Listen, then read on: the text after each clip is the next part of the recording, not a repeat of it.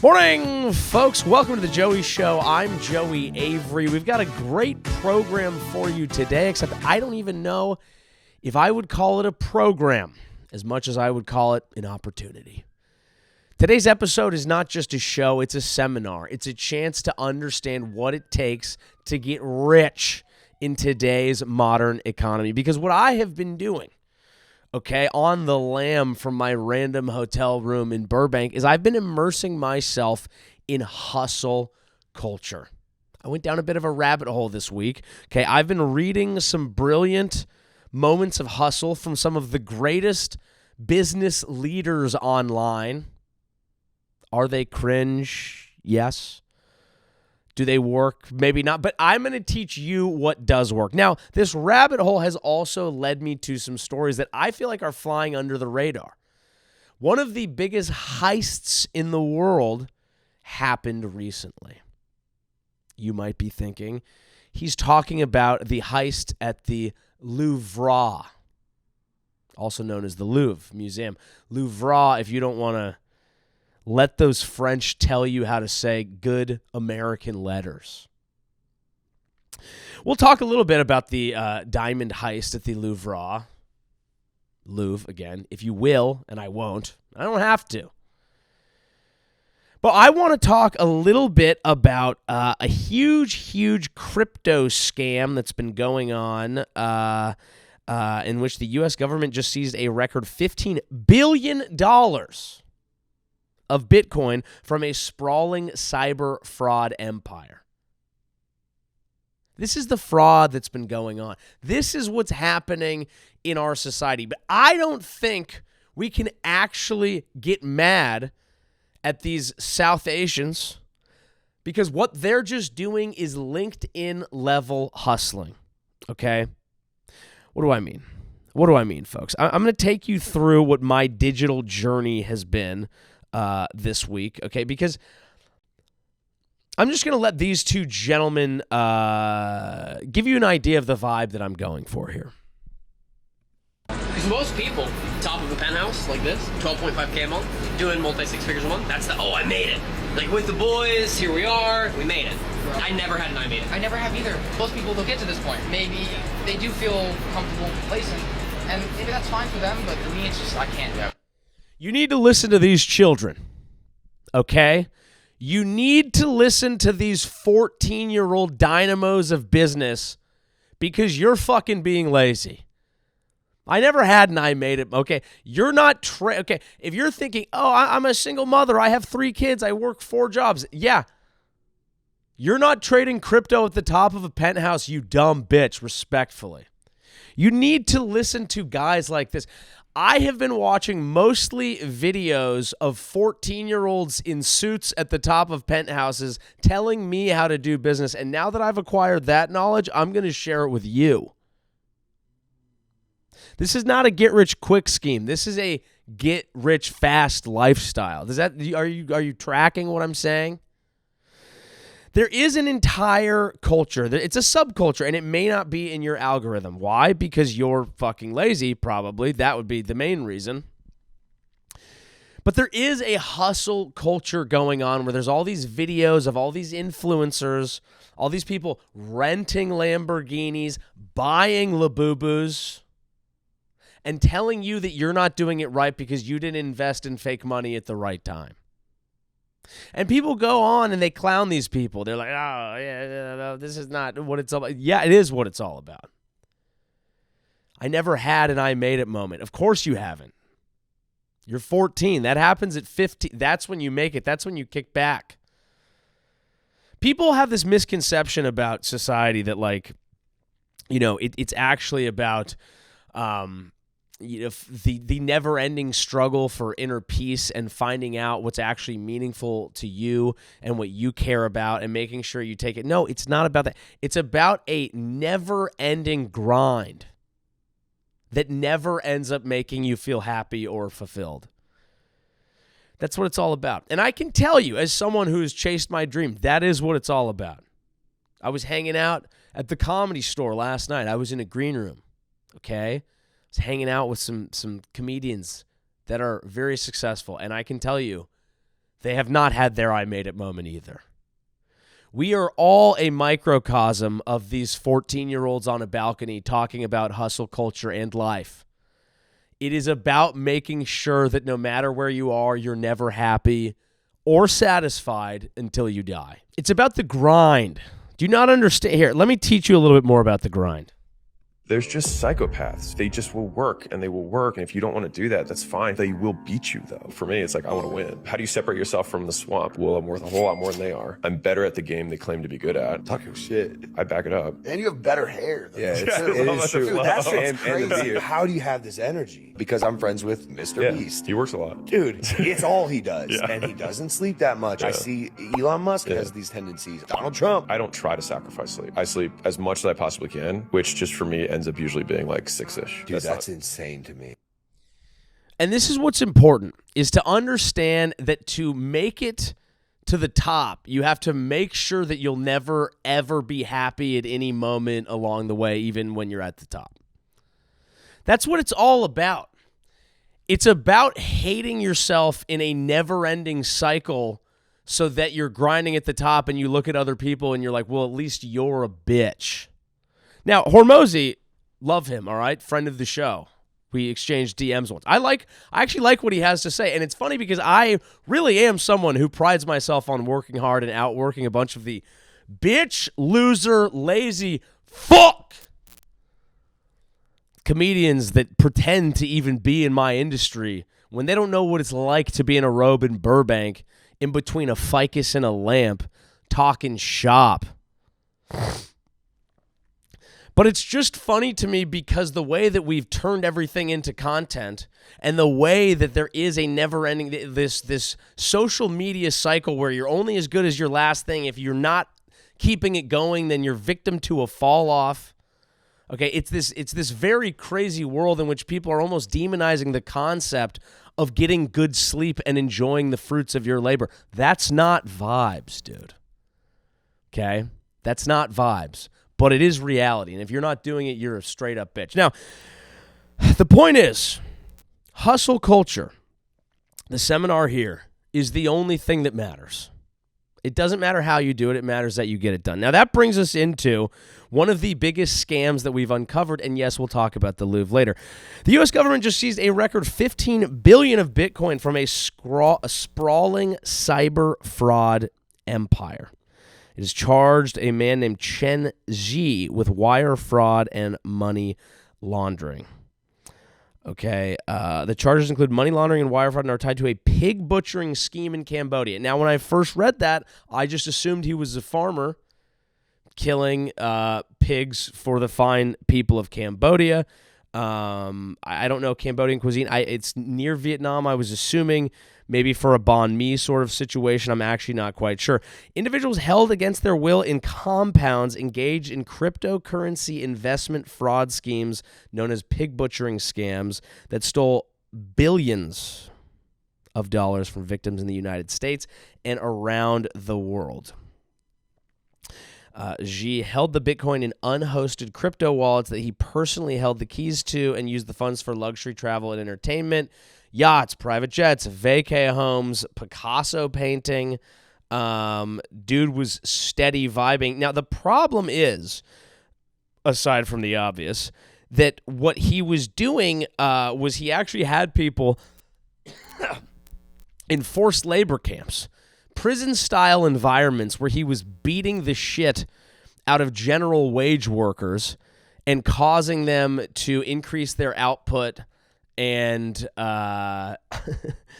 and essentially how a pig butchering scheme works, okay, is you meet somebody and you create some sort of relationship. You get them to send you money. You start to believe in what they're telling you. Now, you could pretend to be a hot chick. You're tricking an old man, okay? And old dudes are very trickable. They get lonely. Everyone's on their phone all the time. They're looking for connection. They have no avenue to get a sweet, sweet taste of that puss nectar. If you want to go deep into their psyche, I think they probably want to feel loved and accepted and young again. And some dude in Cambodia who's getting beaten and water dumped on him if he's not typing fast enough, is pretending to be some babe with giant tits, being like, dude, you're so smart. I love you. Please send me your crypto. This happens all the time. I know people in my life whose parents have fallen victim to these things. I had a member of my family who was involved in a long relationship where he thought he was making all this money and he was going to be a billionaire, and he was just talking to some random lady who said the money was going to come, and then he just, slowly they take everything from you. These are on the rise, and they're on the rise faster and faster because crypto, with its beautiful "you can't trace me" quality and wallets, and you mix this with the AI world where now some dude named, Xi Zhang in Cambodia, and I apologize if that's not the right sort of Cambodian naming convention, but I'm trying to prove a point, can use AI and sound like fucking Christina from down the street trying to throw puss at you. Or perhaps penis, depending on what you're into. Maybe even a penis with boobs sort of situation. There's all sorts of things that people are into now. It's a new frontier. This is what I'm trying to get at. So this is one of the largest scams that we've uncovered in a long time, $15 billion. And we know fraud is on the rise, and AI is helping it. I get emails every day. I can throw these up. I get emails every day inviting me to be on real popular podcasts that sound like they're written well, that are in corporate vernacular, that come with nice little splash pages, faces of all these different things. I've been invited on podcasts that I know and love. Now, the difference is I'm not an idiot yet. I'm not an idiot yet. I will become one. We deteriorate. All of my money will be taken from me later in life, okay?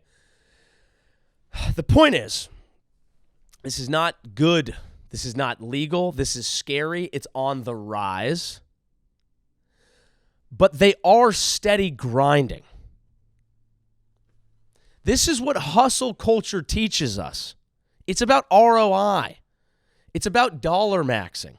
It's about using modern tools, leveraging AI. Leveraging crypto. What is the crime here aside from a couple guys who wanted to outwork their opponents? That's the thing. Now we're punishing people for hard work just because it's in Cambodia and they're using slave labor to do it while they prey upon old people. Well, I'm sorry. That's called outgrinding your enemies. Now, sure, they got caught, and that's on the U.S. for outgrinding them, and they got outgrinded, and maybe that dude shouldn't have been sleeping so much. He was just a dog trying to hustle. This is just a dude who leveraged modern-day sales tactics. He's always been closing. This dude is the Glenn Ross of Cambodia. Glengarry, okay, not going to do it. See? And that's how they almost get you. It's a pretty crazy story, and I feel like it flew under the radar. I guess it's not as juicy, and it's very hard to track stories because Trump is out there trumping. And in fact, let's do this because this kind of set me down this crypto path. This video here, another little example of the crypto fraud that is going on, but ties us back into the Trump administration. And I want to follow this path into the moment we're in politically, in which I think, based on the election cycle, the most interesting figure is our minor league second baseman, Azarad Mamdani. But first, this video. Pause to shit. So, Barron Trump, it's official. Barron Trump invested $30 million in Bitcoin 30 minutes before Donald Trump's China tweet last week. Turns out that wallet cashed out at $190 million just 24 hours later, which is just proof that Barron Trump and the Trump family did insider trading with Bitcoin. And it is a shame that the president of the United States, who's apparently a billionaire, has to rely on tactics like this to make his 6'8" son rich. Technically, insider trading with Bitcoin isn't insider trading because it is not an asset that is controlled by the SEC. So Actually, a genius move on Barron's part. So that set me off down a bit of a rabbit hole. The first of which is a rabbit hole I think very few people go down, which is actually fact-checking a clip. So it is possible that Barron Trump did that, but these guys sitting in a park podcasting with sunglasses, and there's nothing wrong with that, cannot prove that was Barron Trump. They are correct that a wallet did this move. This wallet is a whale, and this wallet has been making moves that appear to be coincident with things that have happened within this administration and seem to be working out well for this wallet. And that wallet, I think, currently has a short position on Bitcoin right now, so we'll see what happens next. Also, I do think, while I don't think Bitcoin is a full SEC-regulated asset, there are things that they can do. It's not like a full-on free-for-all. But the point of the reel, even if the specifics aren't correct, which is important, is true, and they should stick to what they can prove, which is that somebody knows what's going on, somebody's getting rich, and the Trump family in particular has a very openly, very obviously shown that they are willing to do things that enrich crypto based on the positions that they have, in addition to their dealings in the Middle East. They're just openly doing family business dealings. We've talked about the corruption. It's very open and obvious. If you can't see it, you're an idiot. And the only way to cope is what some of the people in the comments of this are doing, which is saying, well, good, they deserve it because I am brainwashed, essentially. Good for you. Congratulations. It must be nice. I'd enjoy it. Now, the point of this, and the reason I bring this up, is because we already know crypto is involved in fraud. We know fraud is getting crazier. We know AI is accelerating all of it. We know the Trump administration is very open about their corruption. We know that a lot of what they do in the Middle East is based off of family enrichment. And so we're entering this space where people feel like, fuck, the world is just a big mess. Now, we're going to get to Zohran Mamdani because I think that's where all this leads. But I do want to say, before we even move on, that guy potentially spreading misinformation about Barron, it could be true, but you got to be fair. You can't just say things. The real truth about Barron I actually found in this clip. Barron Trump is also a human Pleiadian, which is an extraterrestrial hybrid, who comes from the future and is here to play a key role once the Earth is liberated from the Cabal as a starseed in collaboration with other starseeds. It is believed that Barron Trump is going to be a leader in the New World. There have been two books that were written in the late 1800s where they show that Barron actually went back to 1881, and how that happened was Nikola Tesla actually perfected time travel 10 years before the military industrial complex did. Very interesting, because he's never done an interview, he's never talked publicly, so he's like a mystery, right? He's a hidden genius, he doesn't really say much, but he's got a lot of knowledge because of his time traveling experience.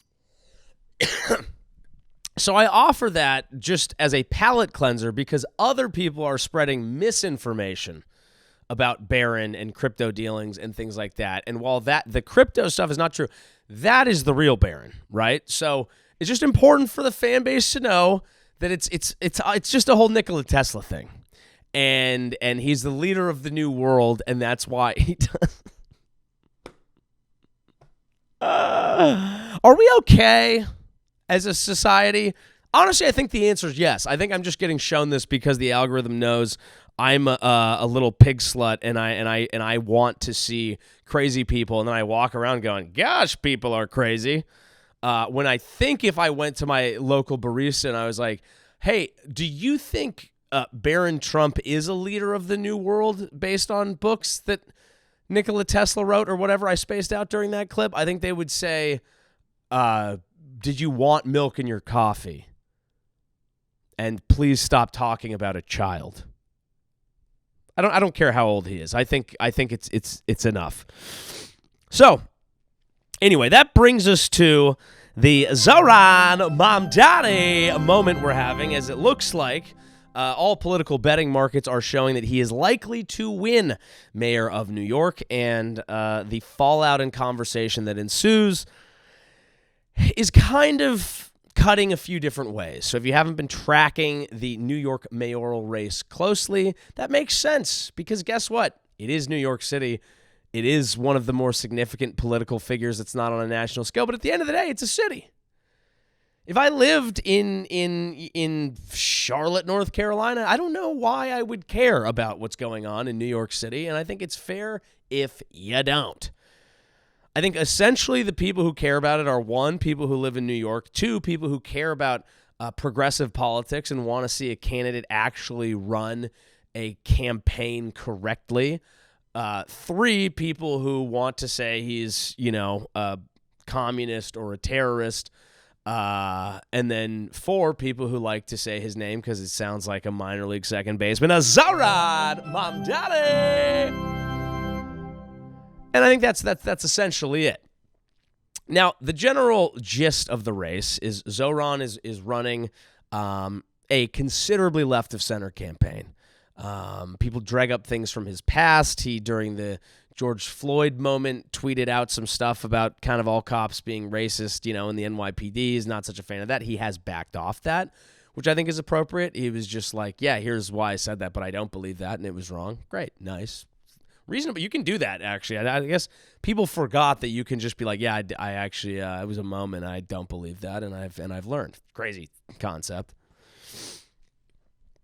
But it's become a national flashpoint because he's far left, okay? And people on the right see that as he's a communist, he's going to ruin your city, he's going to hollow out the police force, he's going to drive out the rich people, you're going to live in a complete hellhole.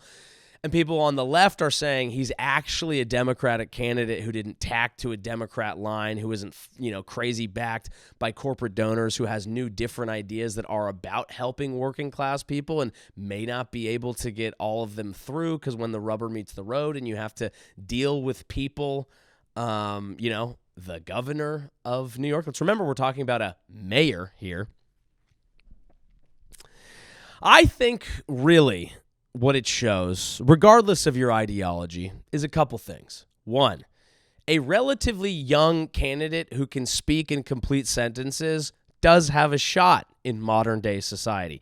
It's a crazy concept. It's something we should consider.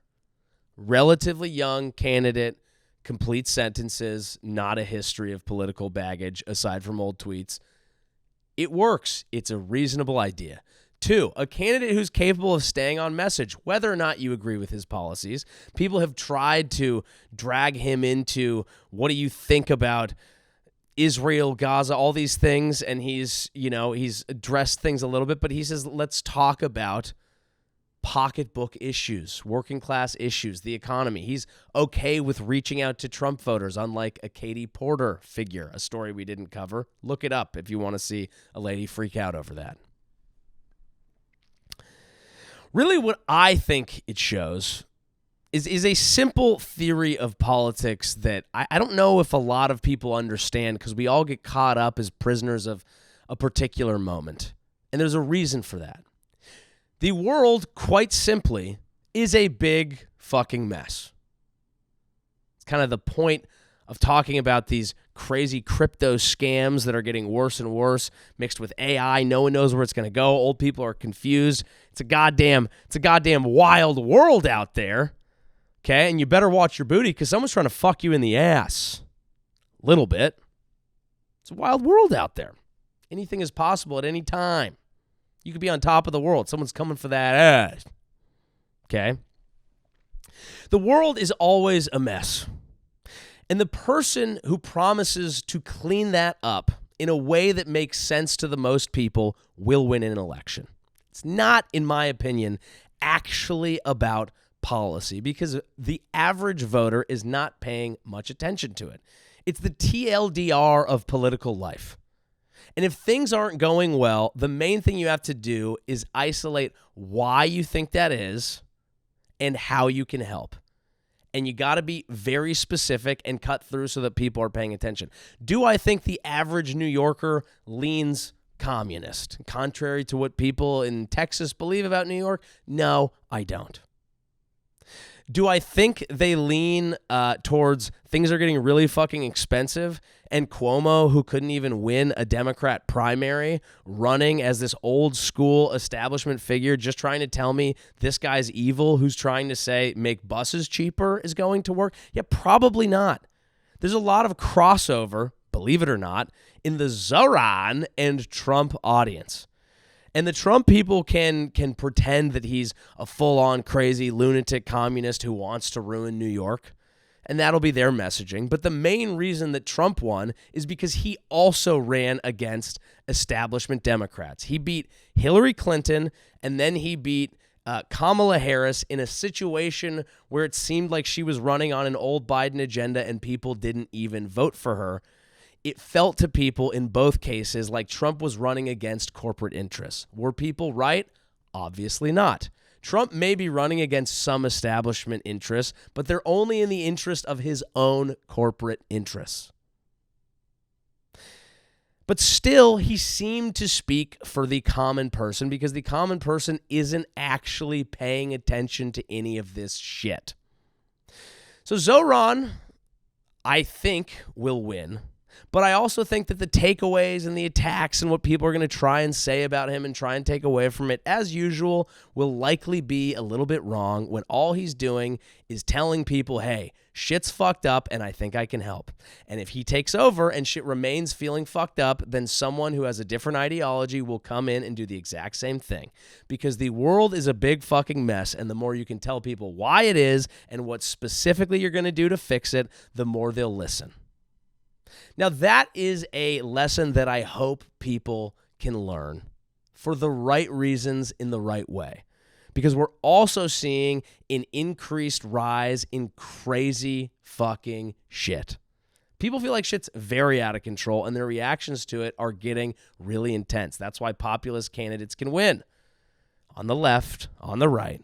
And they can go further and further and further and further until we're in a really crazy place, unless we get people in charge who can do a decent job of fixing some things and bring down the temperature. Because at the end of the actual day, nobody really wants to fucking care about politics.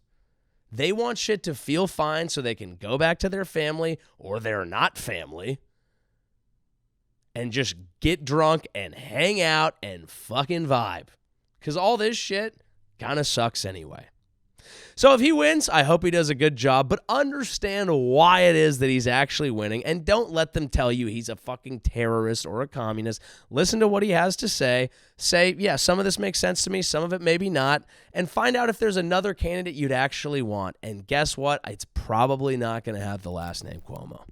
But at the end of the day, what it's really all about, and what we really need politicians to get out of the way and let us do, is hustle and build brands. That is why I found an Instagram page called Best of LinkedIn. And I found a post that I found to be very inspirational by Kuval. I'm going to read this post to you now. Nicole told me she got hit on at Sprouts twice today by two different guys. And honestly, I was excited for her. When I showed my excitement, she got even more excited and shared the details. It was awesome. And it made her feel really special. Not jealous, not weird. But it made me think. Lots of people don't react that way. They make it about them, their ego, their insecurity, their interpretation. And that's exactly what happens on sales calls too. Reps hear something from a buyer, and instead of truly listening, they make it about them, their pitch, their agenda. That's where deals die. At company name blanked out, we're building tools to help reps stay in the right frame of mind in the moment. Calm, curious, and confident so they can actually hear what's being said and respond the right way. Because sometimes the difference between a missed opportunity and a closed deal is just how you choose to react. Side note, yeah, I'm that guy now. I just XYZ'd, and here's what it taught me about sales. I want to congratulate Kuval there for adhering to the number one tenet of modern culture, society, America, this podcast, The Joey Show, The 12, hustling, grinding, and building a brand. It's important. It doesn't sleep, and neither should you. Kuval saw an opportunity right there, okay? He could either say, hey, that's a little weird. He could either react in a certain way or whatever, or he could say, hey, why don't I embrace this moment? Why don't I embrace my personal experience? Why don't I tell people what dipping a toe into the world of getting cucked taught me about how to win a sales call? Now, shout out to Nicole. She's at Sprouts throwing them Milkies around like she's in the dairy aisle. Thank God. God bless. Inshallah. But Kuval here says, my first thought is sales. Now, I worked in sales, guys. I worked in sales for a while. And I want to let you know, it's what life is all about. I met a lot of people. They stay up they were up late at night thinking about how do we win. That Miracle on Ice speech, people think it like hockey and getting obsessed with that. That is how some people treat sales, grinding, building a brand. Okay, always be closing. Someone tries to fuck your wife at Sprouts, always be closing. What do you not understand about the word always? Get me a rotisserie chicken because I'm at Sprouts going, cuck-a-doodle-doo.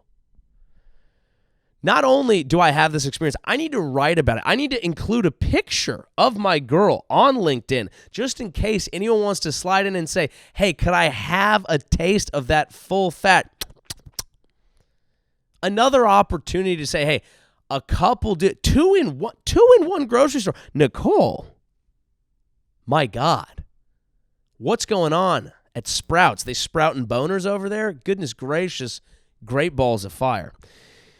He tells this story. She got hit on twice, and then he includes a photo, and he says, this is what it made me think about sales. Now, his emotional intelligence, off the charts, because Nicole is into one of two things.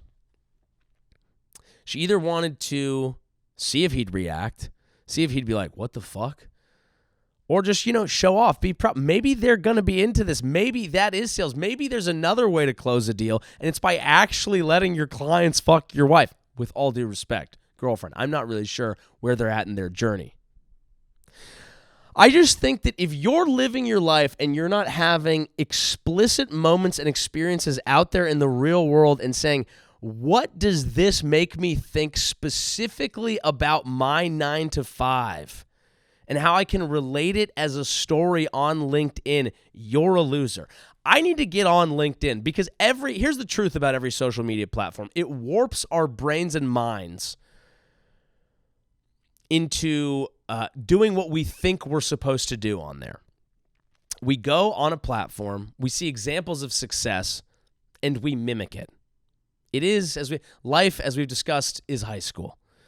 You go on a platform, you see people doing something, you mimic it and see if you can do it well because we're all trying to win the game. The way your brain breaks on LinkedIn is arguably the most interesting. Yeah, if you're on TikTok and Instagram, it's kind of like, let's do front-facing camera these days. And it's like, oh my God, what I realized on this date with this guy is that blah, blah, blah, blah, blah. And guys got to be blah, blah, blah, blah, blah. And it's like, girls, do you understand what I'm saying right now? Blah, blah, blah, blah, blah. That's one version. The LinkedIn version is so much more interesting than that because it's like, here's how everything is marketing. My grandmother was run over by a semi-truck yesterday after a homeless man pushed her into the interstate in her rascal scooter. And here's what it taught me about marketing.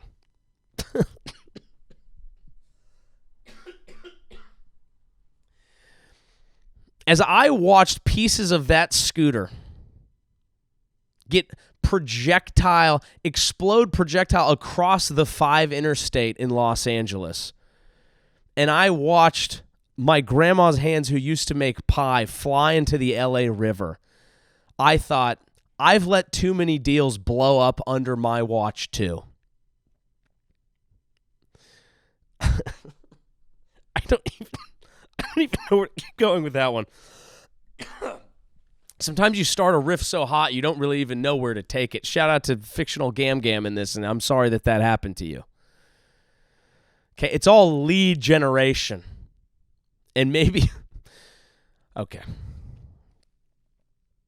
It's a very fun way to watch people lose their minds. It is. Now, TikTok, we go into TikTok, and I think TikTok is very interesting because we're all using the app a little bit. We're having really different experiences. I know people go on TikTok, and it's just watching people eat. You're just watching people eat. What eating disorder is that? We're just watching people eat. I enjoy it too, but it's something. Something's weird. That's some sort of weird primal thing where it's like, you eat it, I won't. Go ahead, be fat. I'm not going to do it. I'll just watch. It's food cucking is what it is, frankly. We're all like Kuval over there. A little bit of food cucking. Oh, yeah, you're going to fucking, God, you eat those ribs. You've been a dirty girl. I wouldn't do it. I wouldn't possibly. And then you like have a cup of yogurt after in your cuck seat. It's food cucking. That's what it is. It's fine. You're into it. That's okay. You have a fetish. You didn't know you had a fetish. It's just a digital online fetish. You might not get hard from it, but you're getting some form of satisfaction. Eat that. I'd never eat that. You're a dirty girl. Eat that big. I'm not even going to keep saying it, folks. I'm not even going to keep saying it. But TikTok also, one of the ways that it breaks your brain is it brings you down specific drama rabbit holes. That's what I've found. Is you can fall into these like it's a gossip app. I ended up spending some time on some gossip I shouldn't have ever even known about. There's a musician out there, Somber, SOMBR, young gentleman, 20 I believe. Didn't know any of that. Someone who Spotify is pushing. Has a few hits. I've added a couple to like a little indie rock playlist. Okay, I get it. Easy listening, good tunes. Somber. Now, some of the dialogue around him is he's an industry plant, parents in the industry, that sort of thing. It's a real thing out here in LA, okay? There's 15, 16-year-olds who are already having what I hope my dream career looks like in 25. That's okay. Good for them. They were born here, and they have the right team around them. God bless, okay? Industry plant. It's a thing. It's real. Look it up. Well, I watched a video. Some girl, I believe she was 25, went to this Somber gentleman's concert. He's around 20. She had a very interesting experience. Her experience was basically like, hey, I want to warn people my age because if you go to one of this guy's shows, it's not going to be us, okay? You're going to be at a middle school dance. You're going to be there with children and the parents of children, just so you know. Just so you know. Now, her critique went on to say it was pretty crazy being in an event with all children and that this guy's jokes were all falling in the realm of what is known as brain rot. Brain rot humor, like 6'7". I don't even know what that is. I've just seen enough to know that 6'7" is a thing. That's a thing. People go crazy. The kids go crazy. Their brains are so young, they're broken. Your brain breaks when you're old. It starts broken when you're young. I'm in a sweet spot for a very short amount of time. I'm trying to hang on.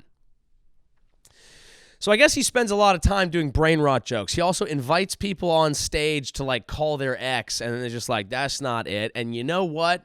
Get a clip, because that's hot crowd work, baby. You'll be selling out comedy theaters in no time. It's fine. Her critique then went on to say that if this guy is going to make chronically online brain rot jokes for a younger generation, and he probably has some idea how young his fan base is, then it's also not super okay for some of the experiences she had later in the concert where he made the entire crowd bark at him, then said, I'm daddy, and alluded to people sucking his dick. I think the problem is jokes for children mixed with trying to be a sex symbol, bit of a problem. Now, this guy makes the mistake of watching that video and then responding to her and basically say, you're old for being 25, I'm young, stop hating on me, go touch grass, and also don't body shame me because that's not it in this era. Now, the whole time I'm watching both of these videos, I'm 34, and I'm going, I need to warn people my age that if you're going to go on TikTok, you're also going to feel aged out, because now you're going to be watching a fight between a 25-year-old and a 20-year-old and going, I don't even belong here, but I can't look away because the app knows daddy likes drama.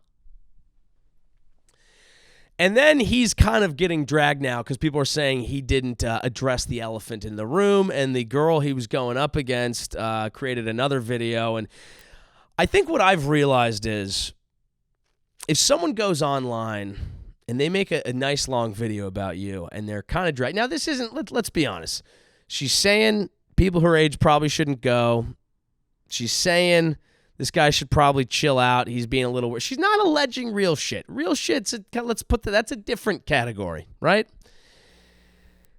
If someone's kind of shitting on you and they go piece by piece and do a dismantling, you really shouldn't respond, or you should come at all of it, because if not, you're going to get taken out like you fucked with a lawyer, because this chick came back at him and kind of fucked him up. Now, I guess I'm just telling you that because it was an intricacy of what I've seen online, but also because of the really great options we have in society today where you can open up a world. And none of it, again, will leave you feeling good. But you can open up a little world, and you can choose on a day-to-day basis how you want your brain to break. I'm going to go to X.com. I want conspiracies. I want the owner of it pushing really crazy inflammatory claims out to everybody. I want hard, weird, bizarre, very incorrect, really snarky, really shitty, poorly thought out political discourse. Boom, I'm going to X. Let me have my brain break that way. Boom. All right, I'm sick of that. I want to go to TikTok. Now I'm going to go to TikTok. I want to get involved in niche drama where I actually didn't know any of the people involved, but now I have to go on a hunt. I'm a detective. Detective shows these days are in. How do I know? I'm on one. Detective shows are in right now because we've always wanted to solve mysteries. Ask Sherlock and the greatest mystery. Why is he wearing a two-billed hat? All of it. We've always wanted to solve mystery. You go on TikTok, let me put on my two-billed Sherlock hat and solve a mystery involving two people I'd never heard of until today. I am detective. I'm him. Let me cook. Go on Instagram. I don't really know what anyone sees on Instagram. I think everyone has a very vastly different Instagram experience, and it's mostly like stories of your friends looking like they're having more fun than you when really they're probably secretly having a mental breakdown. Maybe that's what it is. And then Facebook, you go and you get to watch people have that actual mental breakdown. And then you go over to LinkedIn and it's someone else talking about how a personal tragedy or their own mental breakdown taught them more about SaaS B2B sales. And that's a new, incredible, different way to mold together the modern state of life in a bizarre world, but make sure that it all pertains to ROI. Do not ever let them tell you you didn't have options. All right, folks. Now we teased it up top, but let's discuss the old heist at the Louvre, the Louvre. This is the other. Yes, we talked about the old pig butchering scam out there. It's just not as exciting when people steal digitally, is it? We talk about this a lot, but there's just a tactile nature to things. Yes. This Thai guy, this Cambodian guy or Chinese guy or what, and I just don't remember the article. Not saying they're the same. I think he was Chinese. Yeah, this guy stole a bunch of crypto, but that's like vaping. I want cigs. And that's what this Louvre heist was. The Louvre heist was the cig to the vaping of the crypto scam. Oh my God, I stole some fake money and put it in a new account and now I have a yacht. Yeah, shut the fuck up. Nobody cares. Shut the fuck up, nobody cares. We want to live in the real world. It's analog, baby. So whenever you watch a show, it's like there's one guy who's good at the computer and just can solve every single thing, and then it's a bunch of people who are like, we got to do it the old way. That's how you steal, and the people who stole from the Louvre did it right. Now, I'm not saying it's nice to steal national treasures that are, supposed to be public domain that people could see. And yeah, I could go really woke and be like, well, isn't the Louvre mostly stolen things from other? Yeah, we're not even going to do any of that, are we? We're just going to say that it's badass to steal jewels from a museum using a window glass cutter. And again, ethically, no. And do we want to? No. And should they get caught? Yes. We all watch these movies because we all want to see it and we all want to believe it. And everyone's collective dick is hard right now because that is awesome. So these people go up to the Louvre 9:30 a.m. on a Sunday during football. Thank God it was France. They show up to the Louvre 9:30 on a Sunday. You'd think a little busy around then, okay? They pull up. They have a fucking stolen truck with a little cherry picker basket. They zzz up. They get in. They pull out a handsaw. They cut a hole in the glass. They break in. Everyone runs, rightfully, because if I hear broken glass in the Louvre, I'm thinking, oh boy, someone's wearing a vest, and it's not someone from Goldman Sachs. So everyone's running, and these guys are stealing. The glass cutting. Cutting glass is awesome, and I could do it with my nipples right now. It's cold in this hotel room, not the point. They cut this shit open. They steal fucking jewelry. Yeah. They get out. They go to burn the truck. The cops are coming towards them. They're running from the truck. They drop a crown. Who amongst us hasn't? Hey, King, you dropped this. And they get on waiting motorcycles. There's always waiting motorcycles. That's how you escape. God, it's awesome what they've done. And I can only imagine that one of the members of this is some like hot, long-haired, tattooed chick who's smoking a cig, who feels like the entire world's run out on. She's like the one hot chick who things just didn't automatically work out. That's the funniest thing is people assuming that babes would ever steal when they're writing characters into movies. They don't have to steal. They just they get your money, but that's not the point. Let's imagine, this is what I'm imagining, this is what I'm envisioning. Louvre girl, okay? There was one girl in the group, but like even though she's smoking hot, none of these rough and tumble guys ever tried to fuck her because like she's family. She's just one of the girls. And plus everyone knows that her and like the main leader of the group have this real understanding, and he's like, she's almost like a sister to me, but not quite, because really what she is like a girlfriend to me, but we haven't fucked yet because we're waiting till this heist got done. And now they're waiting. They're waiting they're in their safe house, and for some reason there's sparks just outside of the safe house because someone's fucking welding. Because it's machine core. They had to go back. Their safe house is just like in a fucking abandoned industrial plant, and there's one dude covered in soot just welding all day for the aesthetic. And they're arguing and they're pissed, like, how could you drop the crown? They're having Coronas. I'm thinking Fast and the Furious now. They're drinking. No, it's France. They're not. They're drinking Peronis. Peronis and Coronis. It works. They're drinking Peronis and they're like, how the fuck could you drop? I told you to burn the truck. Now they're gonna have our DNA. We can't turn on us now. It's all about family. We're back to Fast and the Furious. And they're fighting right now, but at the same time, they're kind of excited, dude, because they know they've just pulled something off, and they're watching the TV, and they're like, doesn't look like they have any leads yet. And they're like, fuck, and tensions are high. And that girl gets in the main guy's face. She's like, I told you we couldn't fucking do it. And he's like, hey, just calm down. I need you on our side right now. Let's not make this a fight. And they look at each other, and that glance lasts for a while. That's a pregnant pause.